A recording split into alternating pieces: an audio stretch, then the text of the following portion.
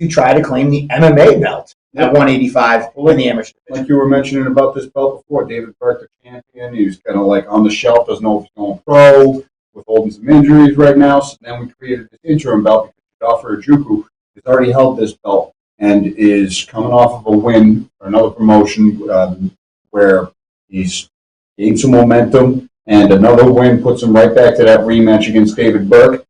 Colin Robinson already owns the gold at Cage Titans at the Muay Thai ranks. Makes perfect sense to put this together since we're not really. And this fight, like behind the scenes, future. Colin and Jadoffer were supposed to fight before, 2 or 3 times. Like Jadoffer couldn't do this day, then Colin couldn't do that day, then Jadoffer couldn't do this. So it was like this was the fight that we just kept missing on.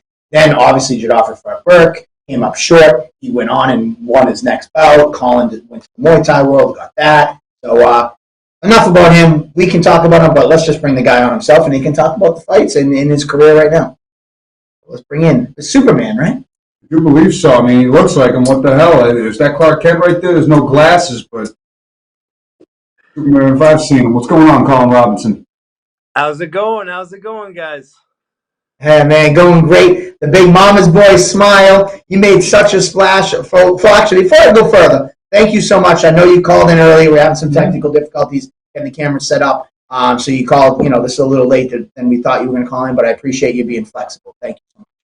Yeah, no, absolutely. No problem. Thank you guys for having me on. I appreciate it. Yeah. So you made such an impact. You took on Lemon Payne. You had that beautiful post-fight speech, mama's boy, all that stuff. What have you been up to? Because that was that about 8 months ago? Yeah. So that was obviously the July 2nd, the July 4th weekend, and we were obviously hoping to fight Jadoffer going back possibly to October. Burke ended up stepping in and winning that fight. And then I had a little bit of some personal things going on that I had to take a little bit of some time. And then, Burke ended up hurting his hand. And so then we're like, okay, let's try to figure out who we could go next and see what's going. And just, things weren't lining up. And then obviously we were maybe trying to see if we could get on the February card. And then end up going to March, and then we were supposed to fight Tommy Davis, and then obviously those plans fell through with obviously Tommy. Hope all is well with him and his family, and we just realized that hey, this is a great opportunity. We can stay active and we can get a great fight against a great opponent. And like you said, this has been a fight that's supposed to be happening for a long time. So I'm excited to step in the cage with him, and it's gonna be a great fight. It's gonna be one hell of a fight. 2 true 185ers, both familiar in their territory of becoming champion. It's a different sport than the last time you fought for a belt here, but give us a little bit of your background in MMA, because the Cage Titans fans, they've only seen you perform the Muay Thai in a flawless 5-round performance that was an absolute war of attrition that you got to showcase all your skills, but what are people in store for when you put on the 7-ounce amateur MMA gloves? Yeah, absolutely. So not many people know this, but I am actually an MMA guy. I'm not, I train at a Muay Thai gym, but I am not a Muay Thai fighter. And we were obviously fortunate to get the opportunity, and we jumped on it. And obviously we train day in, day out. So it was nothing that we couldn't overcome. And so Lamont was a great opponent to test my skills. And it was also nice to be able to finally get a fight, not knowing, hey, you can't take someone down. You got to just stand with this guy all 5 rounds. So that was a really fun time. But not many people know this, but I was 5-1 on MMA. And so, I'm looking to bring a show, and not many people know this, but I was a former football player and everything like that. So I got some good athleticism that I'm going to bring to the cage and show off some skills for this fight. Yeah, it's a funny. I know we talked about it before, but it was kind of funny how that Muay Thai title fight came to fruition. Like, I know you competed in Greece, right? Was that where you competed? Amsterdam. And I was under the impression you were in a Muay Thai tournament, so I was like, oh, he's like 3-1 or whatever he was. So I was like, Lamont Payne put his name in, and he just actually beat Jadoffer in a Muay Thai fight, and he was sitting at like 7-3, and he was looking for a title fight, and I was like, oh, this guy just came from Amsterdam. He went 3-1. Let's bring him in for a title, and we made the title fight. And like a couple days later, Lars is like, he's never had a Muay Thai fight. And I was like, oh, shit.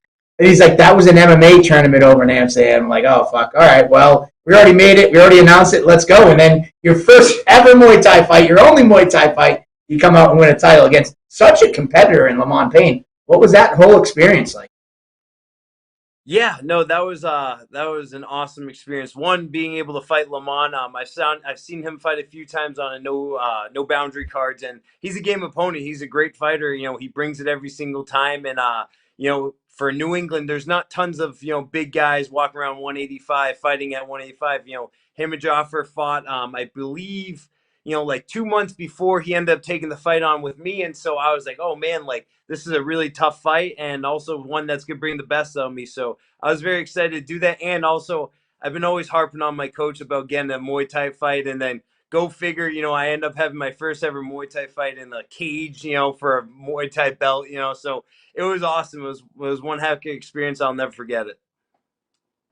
You mentioned you were a football player, also wrestler. Where was that in high school or college? That was in both in high school and college. So I went to Western New England my freshman year for college, and then ended up transferring out to Worcester State just to save a little bit of some money, and also to basically get in my feet wet into the fighting world and everything like that. I joined Team Link, and and then I played high school football at Algonquin High School in Northborough, Mass. Oh, no shit. You went to Algonquin. I did. I was a Tomahawk, which now they are Yep. Titans. So I go Titans, but at the same time, go T-Hawks, man, all the way. All the way, man. I was an Aztec. I went to Assabet, so I'm in that neck of the woods. Oh yeah, oh yeah. I honestly, I think I don't know if we ended up playing them in football my junior senior No, year, no, but I no. remember. No. We're the Island of Misfit Toys. We're the Vogue School. You guys are D1 over there. You're good. Nice. What position were you? I was tight end and D end. It doesn't surprise me. So you've been talking about fight, or we've been talking about Cage Titans making this fight with you and Jadoffer for a long time. What's some things that stand out to you coming into this matchup that he brings to the table that either you're worried about or you're looking forward to? Yeah, absolutely. I love that he's a strong grappler. I've had a few fights against some strong strikers, and at the same time, there was a few grapplers, but they were nothing overly powerful. And this is a big, strong guy that has a good grappling base, a good team, a good foundation. So I'm excited to test my skills against that, because this is what amateurs about. It's about testing yourself, building yourself, growing throughout fight to fight. So I love that he's a strong grappler. He's also comes from a great camp that they have a good few Muay Thai fighters as well. So I know he's got hands as well. So, he's just a great fighter. So I'm excited to get in there with him and test myself and make one hell of a fight with him. Nice. We've been playing a little bit of a game where you get to be the promoter and sell the fight.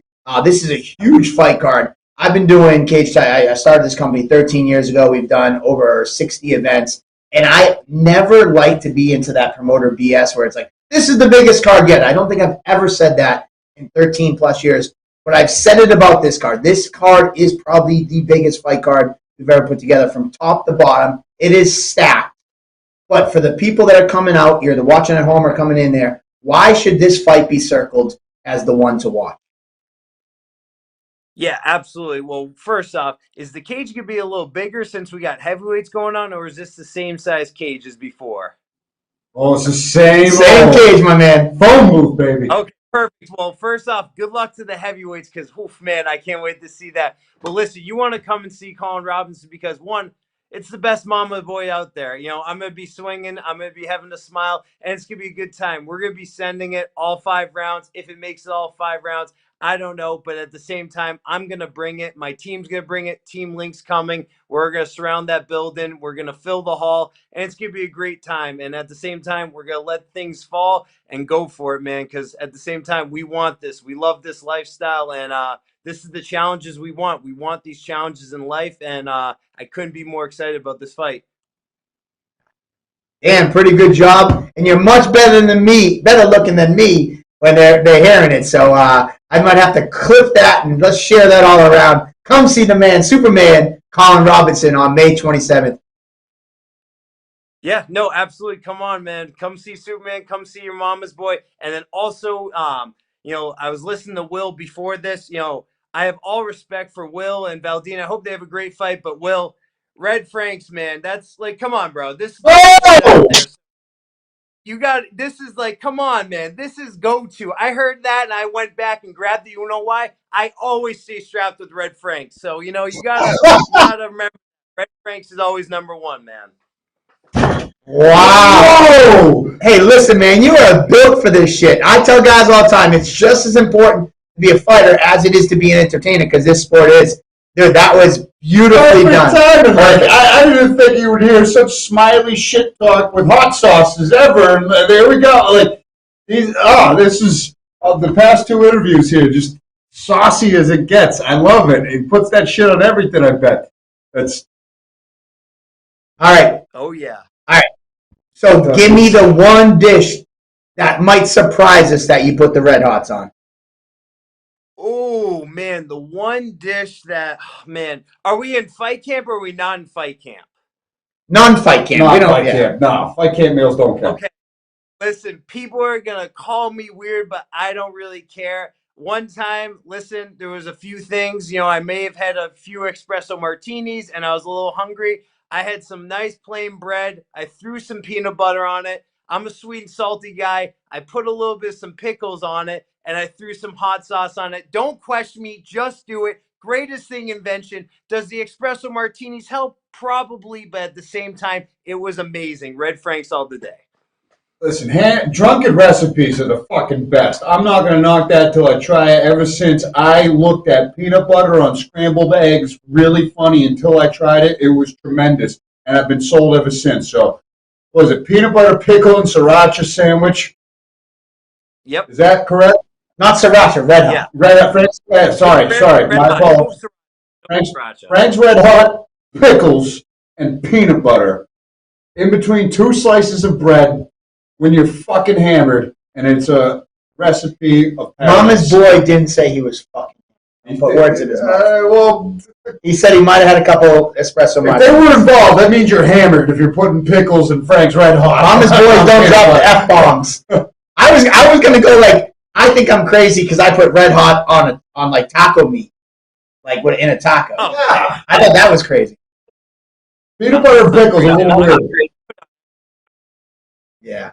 Crazy. Well, we learned so much about you tonight. I appreciate it all. We look forward to seeing you on May 27th. Thank you for taking the time out of your night, and good luck, and we'll see you soon. Awesome. Thank you guys so much. I appreciate May 27th. Let's do this, baby. Right, Dope, man. He might become the champ of cage signs to win a Muay Thai title, multi-sport champ, and win an MMA title. Dude, I don't know about you, but pickles, peanut butter, red hot on a piece of bread. Try it out. I don't give a shit. We have that stuff upstairs. Let's do it. You want to do the first ever Fuck It Monday here right now? You got pickles, peanut butter, and Frank's Red Hot and bread. I will eat that right now.